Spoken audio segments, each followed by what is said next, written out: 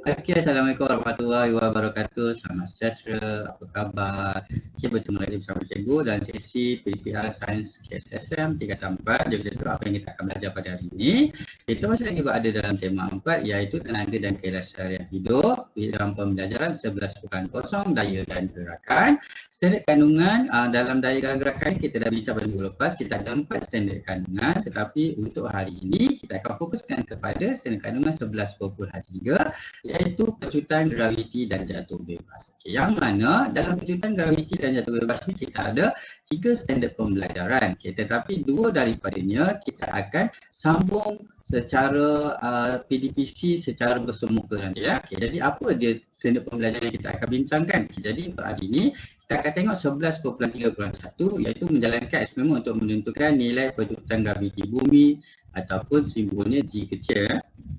Kemudian kita ada 11.3.2 mentafsir graf gerakan untuk objek yang mengalami keadaan jatuh bebas, dan 11.3.3 menjalankan eksperimen untuk mengkaji keadaan jatuh bebas dalam muka jatuh bebas. Yang ini juga kita akan sambung secara PDPC bersemuka nanti. Okay, jadi sebelum kita teruskan dengan kandungan kita pada hari ini, cikgu nak awak tonton 3 video ni. Okay, ada ketiga video ni mempunyai satu persamaan. Okay, jadi video yang pertama, okay, kita tahu ada pokok kelapa yang mempunyai buah yang sudah masak. Jadi bila buah ni dah masak, ke mana buahnya akan pergi? Adakah buah ni akan tertanggar dan naik ke atas, ataupun dia akan terapung-apung di atmosfera, ataupun dia akan jatuh ke bawah? Okay, ya betul, buah ni akan jatuh ke bawah. Okay, apabila dia dah cukup masak, buah-buah ni akan jatuh ke bawah. Okay, dia tidak terapung, dia tidak akan naik ke atas. Okay, kenapa? Okay, ini yang kita nak belajar pada hari ini. Okay, jadi video yang kedua, okay, kalau kita tengok kat sini, okay, ada seorang Buddha ni, dia akan menjatuhkan patung beruang. Okay, jadi ke mana perginya patung beruang? Okay, dia akan jatuhkan daripada tempat yang tinggi. Okay. Okay, kalau kita tengok kat sini, patung beruang tu juga akan jatuh ke bawah macam buah apple tadi. Okay, jadi bila dia lepaskan daripada tempat yang tinggi, patung beruang ni akan jatuh ke bawah. Macam mana pula kalau budak ni lambung patung beruang ni ke atas? Adakah patung beruang ni akan terus naik ke atas ataupun terapung ataupun jatuh ke bawah? Okay, kalau kita tengok kat sini, patung beruang ni akan turun ke bawah. Walaupun dia di lambung, patung ni akan terus turun ke bawah ya. Okay, jadi ketiga-tiga fenomena ini berkait rapat dengan graviti. Okay, dia sangat berkait dengan graviti. Apa ni graviti? Awak pernah dengar tak graviti? Pernah. Awak dah belajar tentang graviti ni semasa tingkatan 2. Okay, jadi ini adalah sejarah bagaimana graviti ni ditemui. Okay. Satu orang ahli sains, okay, dia duduk dekat bawah pokok apple. Okay, namanya adalah Sir Isaac Newton. Okay, yang mana dia sedang duduk bawah pokok apple. Okay, jadi tiba-tiba buah apple jatuh daripada pokok. Okay, jadi bila buah apple jatuh daripada pokok, dia terfikir. Okay, dia terfikir tentang daya yang menyebabkan buah apple tu jatuh. Kenapa buah apple tu jatuh ke bawah? Apa daya yang menarik buah apple tu jatuh ke bawah? Kemudian beliau sedar bahawa apple ni jatuh disebabkan oleh satu daya yang dinamakan sebagai daya graviti. Okey. Semua objek di sekeliling kita ditarik ke arah pusat graviti bumi oleh daya graviti bumi. Apa-apa objek, okey, apa-apa objek dia akan ditarik ke arah pusat graviti bumi. Apa yang menarik? Satu daya yang kita namakan dia sebagai daya graviti bumi. Okay, daya graviti menyebabkan suatu objek sentiasa jatuh ke bawah. Okay, suatu objek seperti buah apple yang jatuh akibat daya graviti bumi akan mengalami pecutan graviti. Okay, jadi apa-apa objek yang jatuh ke bawah disebabkan oleh daya graviti bumi, kita katakan objek tersebut mengalami pecutan graviti. Apa yang dikatakan dengan pecutan graviti? Pecutan graviti ialah pecutan objek yang disebabkan oleh daya tarikan graviti. Dia disebabkan oleh daya tarikan graviti. Okey. Simbol yang digunakan bagi pecutan graviti adalah G kecil. Okey, kita akan menggunakan simbol G kecil. Kalau awak nampak G kecil, okay, itu maksudnya pecutan graviti. Okey, kalau biasa pecutan yang biasa kita pakai A kecil kan. Okey, untuk pecutan graviti kita pakai G kecil kan. Okey, di permukaan bumi nilai pecutan graviti adalah 10 meter per saat per saat. Okay, ini secara umum nilai pecutan graviti di permukaan bumi adalah 10 meter per saat per saat. Jadi kat sini kita tahu unit bagi pecutan graviti adalah meter per saat per saat. Okey, jadi macam mana kita nak uji betul ke nilai pecutan graviti ni adalah 10 meter per saat per saat? Jadi kita boleh uji dengan menggunakan kita boleh uji melalui eksperimen yang kita boleh jalankan dalam makmal. Yang ini eksperimen ini yang kita akan jalankan ke dalam makmal. Nanti kita akan gunakan apit G, yang mana apit G ni akan kita akan apit jangka masa detik, kemudian jangka masa detik ni kita sambungkan dengan bekalan kuasa. Kemudian kita ada satu pemberat, yang mana pemberat ni kita akan lekatkannya dengan pita detik. Jadi bila kita jatuhkan pemberat, pemberat ni akan menarik pita detik. Jadi daripada pita detik inilah kita akan cari berapakah pecutan bagi graviti, nilai pecutan graviti. Yang ini kita akan jalankan dalam sesi DPR secara bersemuka nanti ya. Sekiranya saya ada dua objek, iaitu satu sebiji bola bowling dan satu lagi bulu pelepah. Awak agak-agak yang mana kalau saya lepaskan daripada satu kedudukan yang tinggi, yang objek mana yang akan jatuh ke dulu? Objek mana yang akan sampai di permukaan tanah dulu? Kalau ikut secara logik, yang akan sampai di tanah adalah bola bowling. Sebab dia berat, sebab jisim dia lebih besar. Jadi kita akan kata dia akan sampai terlebih dulu. Awak percaya ataupun tidak, dalam satu keadaan, bola bowling dengan bulu pelepah ni dia boleh sampai ke tanah dalam masa yang sama. Dia jatuh tu dalam masa yang sama.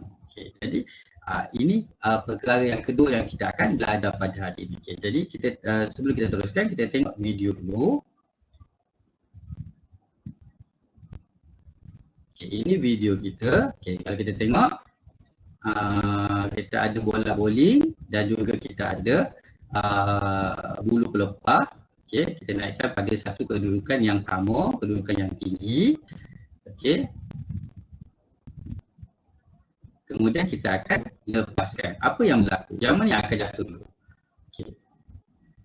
Jadi daripada sini kita nampak yang akan sampai dahulu ke permukaan adalah bola bowling kan? Yang sampai dulu tadi adalah bola bowling.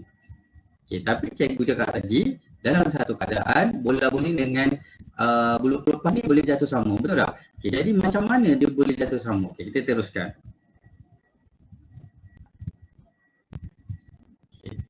Eksperimen ni kita akan diteruskan. Tetapi untuk kali kedua ni, dia akan tutup kawasan ni dan kemudian dia akan keluarkan udara. Dia keluarkan udara daripada ruangan tadi. Jadi apa yang berlaku bila dia keluarkan udara? Jadi kawasan itu kita sebut dia sebagai kawasan vacuum. Kawasan yang tidak mengandungi udara. Jadi kita tahu apa yang berlaku bila dilepaskan dalam masa yang sama dalam satu kawasan yang tidak ada udara. Jadi kita tengok dekat sini, bola bowling dan bulu pelepah tu dia jatuh dengan kelajuan yang sama. Cuba kita tengok. Jadi dia sampai pada permukaan yang paling bawah tu pada masa yang sama. Nampak? Dia jatuh pada masa yang sama. Walaupun bola bowling tu jisim dia lebih besar, dan juga bulu pelepah tu jisim dia lebih kecil, tetapi dalam keadaan ini bola bowling dengan bulu pelepah tadi dia sampai pada masa yang sama. Kenapa keadaan ini boleh berlaku? Ini yang kita namakan dia sebagai jatuh bebas. Keadaan ini kita namakan dia sebagai jatuh bebas. Suatu objek dikatakan mengalami jatuh bebas apabila jatuh di bawah tindakan daya graviti sahaja. Jadi yang pada mula-mula tadi, yang bola boleh jatuh sampai dulu tadi, dalam keadaan itu kita ada udara. kita ada udara di dalam kawasan tu. Jadi bila ada udara, dalam udara tu dia akan membentuk satu daya yang kita panggil dia sebagai rintangan udara. Yang mana rintangan udara ni dia akan menyebabkan bulu pelepah tadi dia jatuh lebih lambat. Sebab ada rintangan udara yang dikenakan ke atas bulu pelepah tadi. Tetapi bila kita dah keluarkan udara, daripada kawasan tersebut, bila kita lepaskan bola bowling dengan bulu pelepah, tu dia jatuh pada masa yang sama. Kenapa? Sebab bila kita dah keluarkan udara, yang ada dalam kawasan tersebut hanyalah tindakan daripada daya graviti saja. Dia jatuh disebabkan oleh daya graviti saja. Jadi bila dia jatuh disebabkan oleh daya graviti saja, dia akan jatuh pada masa yang sama. Ya, fahamkan yang itu. Yang keadaan yang mula-mula ada rintangan udara, keadaan yang kedua tidak ada rintangan udara. Sebagai contoh, selai kertas tidak jatuh bebas kerana gerakannya dipengaruhi oleh rintangan udara. Kalau kita lepaskan selai kertas dekat kawasan yang biasa macam ni, di kawasan sekeliling ada udara macam ni, kita katakan kertas tu tidak akan mengalami keadaan jatuh bebas. Sebabnya ada rintangan udara yang menolak kertas tu, menyebabkan kertas tu jatuh secara perlahan. Objek yang jatuh bebas mempunyai pecutan graviti yang sama tanpa mengira jisim dan bentuknya. Sebab itulah bola bowling dengan bulu pelepah tadi, walaupun jisim dan bentuknya berbeza, tetapi dia akan jatuh pada masa yang sama. Kenapa? Sebab dia mempunyai pecutan graviti yang sama. Berapa pecutan kita tadi? 10 meter per saat per saat. Walau bagaimanapun, jatuh bebas sebenarnya hanya berlaku dalam keadaan vacuum, iaitu di dalam ruang udara yang tiada udara. Macam saya sebut tadilah, kita kena keluarkan udara dulu daripada kawasan tersebut, barulah objek tersebut boleh dikatakan mengalami keadaan jatuh bebas. Kalau ada udara, dia memang tidak akan dapat keadaan jatuh bebas tersebut. Di dalam kebuk vacuum, sehelai bulu ayam dan bola tenis dijatuhkan dari ketinggian yang sama akan darat pada masa yang sama. Ini kita buat tadi lah, kita video tadi. Okey, seterusnya kita nak tengok gerakan objek yang mengalami jatuh bebas. Macam mana gerakan objek apabila dia berlaku jatuh bebas. Ingat ya, ini keadaan jatuh bebas. Jadi yang pertama, bila kita jatuhkan daripada satu kawasan yang tinggi. Ini kita katakan dia dijatuhkan daripada satu kawasan yang tinggi, macam video tadi itulah. Apa yang berlaku sebelum kita jatuhkan, objek ini berada dalam keadaan pegun. Apa maksud pegun? Dia tidak bergerak. Dia berada dalam keadaan statik, tidak bergerak, pegun, rehat. Itu semua benda yang sama ya. Yang mana bila dia berada dalam keadaan pegun, hal laju dia adalah 0 meter per saat.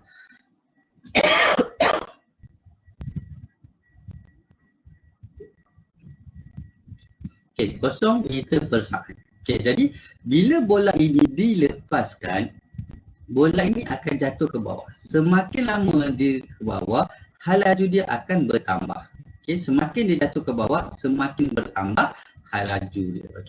Jadi bila kita rujuk pada graf, kita akan dapati graf hal laju melawan masa dia akan naik macam ni. Dia akan naik secara lurus macam ni. Masuk graf ni macam mana? Masuk graf ni macam mana? Bila masa 0 saat, dia punya hal laju dia pun berada pada 0 meter per saat. Sebab tu dia duduk kat bawah ya.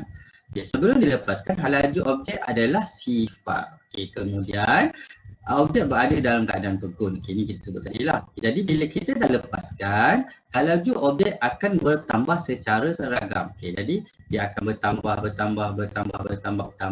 laju dia akan bertambah secara seragam. Jadi kecerunan, kita dah belajar minggu lepas, kecerunan graf hal laju melawan masa ini, kita boleh cari pecutan. Kita boleh cari pecutan daripada kecerunan graf hal laju melawan masa.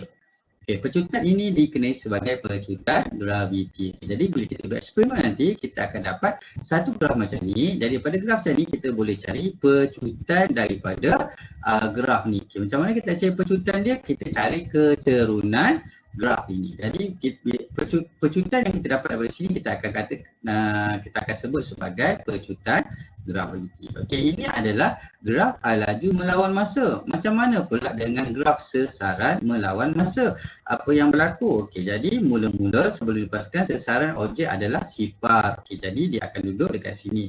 Sebab sesaran dia sifar bila kita tak mulakan lagi. Okay, jadi objek berada dalam keadaan pegun. Okay, kemudian bila kita lepaskan, sebaik saja bola itu lepaskan, objek itu akan bergerak dengan hal laju yang kecil. Okay, jadi bila kita lepaskan, dia akan mewujudkan satu hal laju, tetapi hal laju yang kecil. Okay. Hal ini dapat melalui kecurunan yang kecil. Okay, jadi kalau kita tengok graf dia, graf dia dalam keadaan yang membengkok macam ni. Dalam keadaan yang melengkung, graf dia akan berada dalam keadaan yang melengkung macam ni. Okay, jadi bila kita kirakan kecerunan di bahagian bawah ni, kita akan dapat kecerunan dia agak kecil. Okay. Kemudian ketika jatuh bebas, objek bergerak dengan hal laju yang lebih besar daripada hal laju awal. Okay, maksudnya semakin dia jatuh ke bawah, hal laju dia akan semakin bertambah. Okay, hal laju dia akan semakin bertambah. Okey, hal ini dapat melalui nilai kecurunan graf yang lebih besar. Okey, jadi bila kita dah buat graf sesaran melawan masa, kita boleh cari dua kecerunan di atas garis sesaran ni. Okey, jadi kecerunan yang pertama, kecerunan yang kedua, kita akan dapati kecerunan yang pertama kecil. Nilai kecerunan kedua lebih besar. Ini bermaksud hal laju yang kat dua ni, hal laju dia lebih tinggi. Okey, jadi kat sini hal laju dia lebih tinggi berbanding di bahagian satu. Okay. Kalau kita tengok secara segitiga ni pun kita akan dapati yang ini dia punya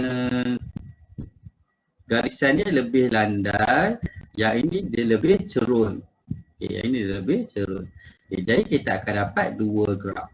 Okay, kemudian macam mana pula kalau ini objek kita jatuhkan daripada tempat yang tinggi, macam mana pula objek kalau kita lambung ke atas? Okey, yang ini kita panggil dia sebagai anti-gravity. Anti-gravity. Okey, dia melawan graviti. Gerakan objek yang bergerak melawan graviti. Okay, maksudnya pada awalnya objek berada di bawah. Okey, kemudian kita akan lambung ke atas. Apa yang berlaku? Okey, jadi kalau kita tahu dekat sini, bila kita mulakan lambungan tersebut, kita akan membentuk hal laju awal dekat sini. Okay, hal laju awal. Okay. Kemudian bola tu akan naik ke atas sampai satu kedudukan. Okay, sampai satu kedudukan, bola ni akan berhenti sekejap. Okay, bola ni akan berhenti sekejap. Okay, kemudian dia akan jatuh balik semula ke bawah. Okay, jadi semasa dia berhenti sekejap tadi, kita katakan dia sebagai telah mencapai sesaran maksimum. Okay, yang mana sewaktu dia mencapai sesaran maksimum, hal laju dia adalah 0 meter per saat. Okay, jadi bila hal laju dia 0 meter per saat, bola ini akan berada dalam keadaan yang pegun ataupun dalam keadaan rehat ataupun statik ataupun tidak bergerak. Okay, dalam sekejap sebelum dia jatuh ke bawah.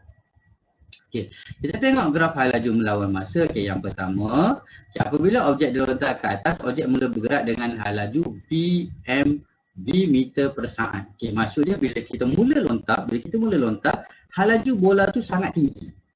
Okay, hal laju bola tu sangat tinggi. Okay, kemudian bila dia semakin naik ke atas, okay, semakin bola ni naik ke atas, hal laju dia semakin berkurang.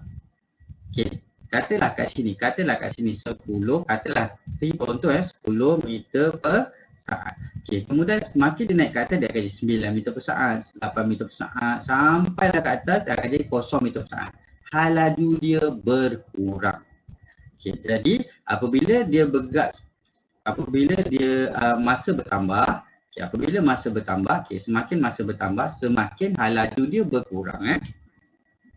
Hal laju objek semakin berkurang apabila objek bergerak ke atas. Kecerunan graf hal laju melawan masa adalah negatif. Jadi kalau kita tahu kat sini kecerunan dia adalah negatif. Bila kecerunan dia negatif, dia punya pecutan dia juga adalah negatif. Pada ketinggian maksimum, hal laju objek adalah sifar. Okay, yang ini saya kata kat sini. Okay, bila dia sampai satu tahap, dia akan berhenti sekejap. Okay, jadi bila dia berhenti sekejap, hal laju dia akan menjadi sifar. Okay, jadi ini adalah graf hal laju melawan masa. Macam mana pula dengan graf sesaran melawan masa? Okey, jadi graf sesaran melawan masa dia akan membentuk satu lengkungan seperti ini ya.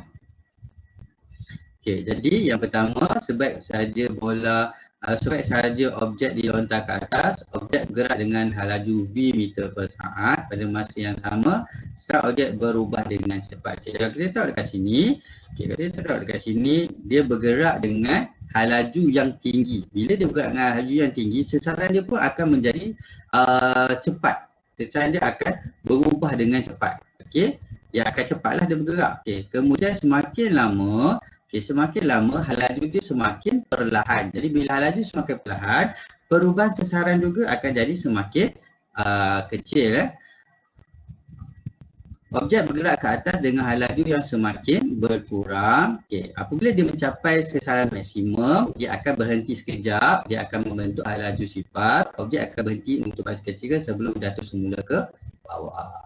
Okay, jadi ini sahaja untuk apa yang kita akan belajar pada hari ini. Sekiranya awak tak faham, boleh ulang balik video ni. Kalau masih tak faham, awak boleh tanya saya dalam grup Telegram kita. Kita akan bincang dalam grup Telegram. Okay, sekiranya tidak ada apa-apa masalah, saya nak awak jawab praktik formatif yang saya akan beri dalam grup Telegram kita. Kemudian hantar pada saya untuk saya semak sebagai awak punya PBD awak. Okay, jadi itu sahaja untuk hari ini. Assalamualaikum warahmatullahi wabarakatuh dan selamat sejahtera. Bye.